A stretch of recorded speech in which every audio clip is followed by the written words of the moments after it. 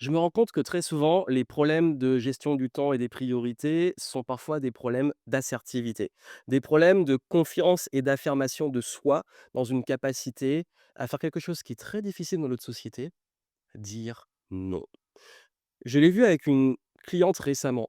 qui avait une tendance, dès qu'il y avait un trou dans son agenda, il fallait absolument qu'elle le remplisse. Parce que s'il y avait quelqu'un qui la sollicitait, un client, un prospect ou autre, elle se disait: «Bah, c'est bon, j'ai un trou, je vais le mettre là et du coup, bah, je suis toujours disponible». Elle avait du mal à dire non. Si des clients la contactaient le soir à 20 heures alors qu'elle avait fini sa journée de travail, elle répondait. Si, elle avait un dossier qui devait être accéléré à rendre pour un client, le week-end, elle allait le faire et du coup, bah, en fait, elle laissait l'extérieur, le monde, dicter son agenda. Forcément, bah, c'est un réel problème de limite et je vois ça souvent avec mes clients, c'est qu'à la base, ils viennent pour mieux gérer leur temps, donc c'est un travail qu'on fait ensemble, mais après, ils se retrouvent et on se rend compte qu'on doit faire un travail aussi sur, une capacité à poser des limites, devenir plus assertif, de devenir aussi meilleur communicant dans les limites qu'on pose et ça arrive même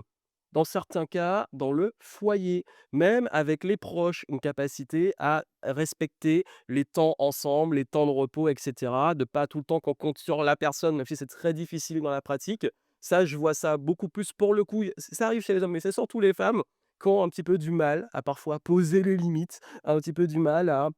dire non, bah non, là, je ne suis pas dispo pour vous et en fait, c'est un vrai enjeu. Si vous n'apprenez pas à dire non, vous vous dites non à vous-même. Donc il est extrêmement important quand on parle de productivité et gestion du temps de,